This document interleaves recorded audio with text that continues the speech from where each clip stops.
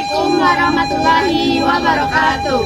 Hai sanak kasadonyo, perkenalkan kami dari kelompok 3 ingin mempresentasikan materi tentang bahasa dan sistem komunikasi di Minangkabau.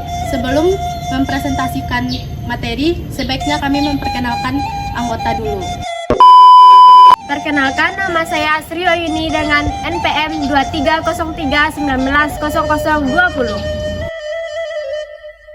Perkenalkan, nama saya Yosyana Maria Sauri dengan NPM 2303190034. Perkenalkan, nama saya Nabila Latega dengan NIM 2303190005. Nama saya Lisa Busretni, NPM 2303190027.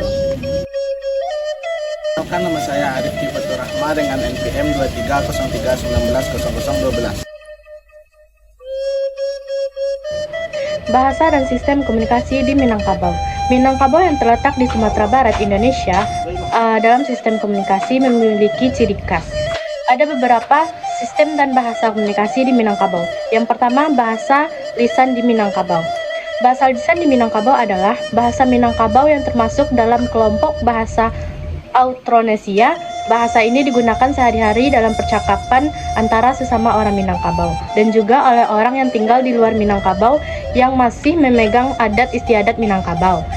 Ciri khas dari bahasa Minangkabau adalah penggunaan logat dan alek yang bervariasi tergantung pada daerahnya. Dalam bahasa lisan Minangkabau, terdapat banyak ungkapan dan prabahasa yang mencerminkan nilai budaya dan adat Minangkabau, yang menjadi sarana komunikasi yang kaya akan makna.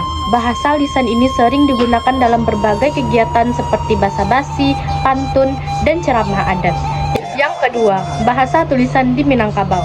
Bahasa tulisan Minangkabau awalnya ditulis menggunakan bahasa Arab dalam bentuk Jawi, yaitu varian aksara ada yang digunakan untuk menulis bahasa Melayu, termasuk bahasa Minangkabau. Namun, dengan perkembangan zaman dan pengaruh dari bahasa Indonesia yang menggunakan alfabet Latin, sekarang bahasa Minangkabau lebih banyak ditulis dengan menggunakan aksara lain. Meski demikian, aksara Jawi masih digunakan dalam konteks-konteks tertentu. Yang ketiga, kesusastraan di Minangkabau. Kesusastraan di Minangkabau kaya dengan tradisi lisan dan tulisan. Sastra lisan Minangkabau meliputi berbagai bentuk seperti pantun, syair, cerita rakyat, dan peribahasa.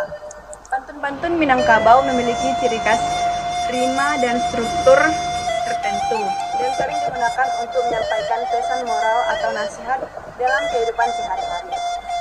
Selain itu, Minangkabau juga memiliki tradisi sastra tulis yang banyak dipengaruhi oleh ajaran agama Islam. Salah satu contohnya adalah karya sastra yang terkenal adalah Hikayat Marawa, yang merupakan bagian dari sastra Melayu klasik. Kesusastraan Minangkabau juga mencakup tulisan-tulisan yang mengandung nilai adat dan sejarah masyarakat Minangkabau seperti Tambo yang menceritakan sejarah dan asal-usul suku Minangkabau. Yang keempat, literasi Minangkabau. Literasi di Minangkabau sangat erat kaitannya dengan kebudayaan, adat, dan agama. Sejarah literasi di Minangkabau berkembang melalui pengajaran agama Islam dan penulisan sejarah yang diwariskan turun-temurun. Proses literasi di Minangkabau tidak hanya mencakup kemampuan membaca dan menulis, tetapi juga kemampuan untuk memahami serta menghargai nilai-nilai adat dan agama dalam konteks kehidupan sehari-hari. Selain itu, literasi Minangkabau juga mencakup pengajaran tentang adat dan filsafat hidup yang disampaikan melalui sastra lisan dan tulisan. Di era modern, literasi di Minangkabau semakin berkembang dengan adanya pendidikan formal dan informal yang menggunakan bahasa Indonesia sebagai bahasa pengantar. Namun, upaya pelestarian bahasa Minangkabau dan literasi adat masih dilakukan melalui berbagai program budaya, seminar, dan pendidikan keluarga. Selanjutnya, bahasa Minangkabau sebagai bahasa ibu di daerah Sumatera Barat digunakan dan dipakai dalam komunikasi sehari-hari. Sekalipun orang Minangkabau memiliki kebiasaan atau tradisi lama, yaitu merantau. Biasa disebut sebagai gejala migrasi, mereka tetap setia pada kampung halamannya dan bahasa ibunya. Hal ini menjadi salah satu penyebab penyebaran bahasa di Minangkabau semakin luas dan dikenal. Namun, dalam beberapa waktu terakhir, ketika zaman sudah berubah, ketika informasi teknologi sudah merajai Nusantara, bahasa Minangkabau mengalami penurunan pemakaian. Orang Minang sudah mulai terpengaruh dengan budaya mengglobal di setiap aspek kehidupan dan tuntutan profesi dan perkumpulan masyarakat di Minangkabau. Bahasa Indonesia menjadi bahasa pengantar yang harus digunakan. Adanya desakan dari pemakaian bahasa Indonesia yang merupakan bahasa kedua orang Minangkabau sebagai bahasa nasional yang kuat, sebagai bahasa pemersatu keagamaan budaya Nusantara. Ini menjadi penyebab utama orang bahasa Minangkabau mulai terpinggirkan. Penggunaan ini mendesak penggunaan bahasa Minangkabau semakin kecil dalam kehidupan orang Minang. Sistem bahasa Minangkabau adalah sistem kebahasaan yang teratur dan terstruktur yang digunakan oleh masyarakat Minangkabau sebagai alat komunikasi sehari-hari. Bahasa Minangkabau merupakan bahasa daerah yang digunakan di Sumatera Barat. Sistem ini memiliki aturan, kaidah, dan tata bahasa yang teratur dan digunakan dalam komunikasi antar keluarga, antar anggota masyarakat, dan sebagai alat pendukung pembangunan daerah. Sistem bahasa Minangkabau ada 3, yaitu bahasa, budi, dan ketu. Bahaso. Bahaso adalah bahasa Minangkabau merujuk pada tata bahasa atau struktur kalimat dalam bahasa tersebut. Bahaso mencakup aturan dan pola yang digunakan dalam pembentukan kalimat seperti penggunaan kata ganti, kata kerja, kata benda, dan lain sebagainya. Bahasa juga mencakup aturan menggunakan kata-kata yang berbeda tergantung pada konteks situasi. Dalam bahasa Minangkabau, bahasa juga mencakup penggunaan aksen atau intonasi yang khas yang dapat mempengaruhi arti dari sebuah kalimat. Misalnya, penggunaan aksen naik atau turun pada akhir kalimat dapat menunjukkan perbedaan makna antara kalimat tanya dan kalimat pernyataan. Selain itu, pembahasan juga mencakup penggunaan kata-kata yang khas dan unik dalam bahasa Minangkabau seperti kata-kata berasal dari bahasa Sanskerta dan Arab. Bahaso juga mencakup penggunaan kata-kata yang memiliki makna khusus dalam budaya Minangkabau seperti kata-kata yang digunakan dalam adat istiadat atau upacara adat.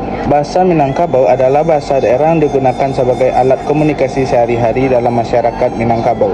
Bahasa ini memiliki sistem bahasa yang teratur dan digunakan sebagai alat komunikasi antar keluarga, antar anggota masyarakat, dan sebagai alat pendukung pembangunan daerah.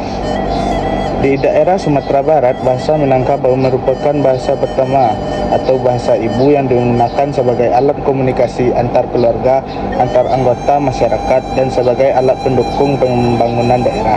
Dalam keseluruhan sistem bahasa Minangkabau, bahasa memainkan peran penting dalam mempertahankan identitas budaya dan nilai-nilai masyarakat Minangkabau. Bahasa daerah di Minang. Pepaya, Sampelo, Ratukai, Kaliki, Tangkul, Lerjah, Zudua, Pangkulo, Tajak. Biarkan saja. Biar saya. Biar jolah. Biar menlah. Biar selah. Ke situ. Ke sini. Keket. Kainkin. Kakius. Selanjutnya, budi. Budi adalah kata yang penting dalam kiasan dalam kehidupan masyarakat Minangkabau. Di dalam menempatkan tingkat penggunaan atau bahasa tinggi dan bahasa rendah, penekanan makna tersifat harus sudah dipahami oleh masyarakat Minangkabau tanpa merusak keadaan lingkungan atau masyarakat di sekitarnya. Kemampuan penggunaan ini selalu dilihat dari latar belakang pendidikan dan masyarakat yang untuk berbentuk karakter tersebut. Penggunaan kiasan dan digunakan berbagai kondisi dan nuansa yang berbeda. Nuansa berbeda membuat tidak kiasan dapat digunakan seketika tergantung kepada keadaan penutur tersebut. Sebagai contoh, seperti kiasan adat Bukit Tumburun, Kubui, Taluk Timbuan Kapa, kiasan ini dapat dikatakan membesar hati seseorang. Adat Minangkabau adalah suatu pandangan hidup yang berpangkal pada budi pekerti yang baik, yang mengandung peraturan tata cara hidup bermasyarakat, serta tingkah laku dan perbuatan yang berlandaskan kepada budi pekerti yang baik. Budi baik adalah kunci untuk pembuka pintu hati manusia, dan budi inilah yang menghubungkan manusia secara baik dalam pergaulan sehari-hari. Budi yang baik menurut adat Minangkabau adalah: 1. Rasa perasaan yang harus di dalam dirinya seorang baik yang bisa merasakan apa yang dirasakan oleh orang lain. 2. Pareso, pemikiran yang pernah pertimbangkan yang teliti, yang bisa membedakan antara baik dan buruk untuk dirinya dan orang lain. 3. Malu, salah sifat yang baik dalam diri manusia yang menjauhkan seorang dari berbuat kesalahan menurut pandangan agama, adat atau undang-undang berlaku baik dilihat atau tidak dilihat. 4. Sopan, tingkah laku dalam perbuatan di dalam pergaulan yang mencerminkan kebaikan. Secara keseluruhan, budi menjadi konsep fundamental dalam budaya Minangkabau, menggerakkan perilaku masyarakat dan membentuk tatanan sosial mereka. Budi memegang peranan penting dalam masyarakat Minangkabau. 1. Budi pekerti. Budi pekerti merujuk pada kualitas pribadi yang baik, meliputi rasa perasaan halus serta malu dan sopan santun. Individu yang berbudi pekerti akan berperilaku sesuai nilai moral yang luhur. 2. Kearifan lokal. Budi juga mencerminkan kearifan lokal masyarakat Minangkabau. Adat istiadat yang dijalankan didasari pada budi yang menekankan pentingnya menjaga hubungan sosial yang harmonis. 3. Etos kerja. Etos kerja, nilai-nilai budi mendorong semangat kerja yang kuat. Individu didorong untuk hal-hal yang bermanfaat banyak. Yang ketiga, kato. Bahasa Minangkabau tidak hanya dipakai sebagai simbol orang Minang, tetapi juga mengajarkan kesantunan dalam berkomunikasi. Bahasa Minangkabau memiliki aturan dan tata krama yang disebut sebagai kato. Secara sederhana, kato dapat diartikan sebagai sebuah tata aturan dalam berkomunikasi antara sesama komunikator. Berkomunikasi antara sesama komunikator sebangsa yang dikenal dengan istilah atau Jonan Ampe atau Kato Nan Ampe. Ada 4 kategori kesantunan yang dipakai dalam bahasa Minangkabau, yaitu yang pertama, Kato Mandaki. Bahasa ini digunakan untuk berbicara dengan lawan bicara yang lebih dewasa atau orang yang dihormati, seperti orang yang lebih muda kepada orang yang lebih tua, murid kepada guru, dan bawahan kepada atasan. Pemakaian tata bahasa lebih rapi, ungkapannya jelas dan menggunakan kata ganti orang pertama, kedua, dan ketiga bersifat khusus.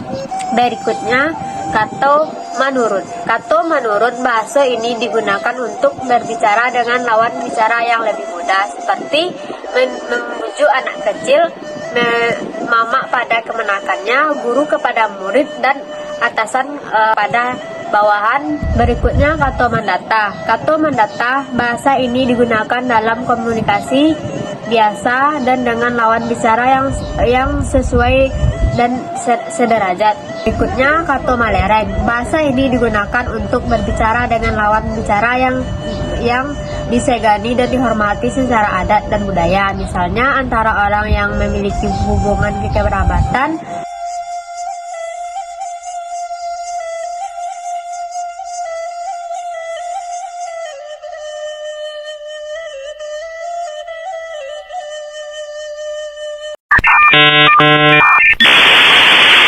Saya wassalamualaikum bro.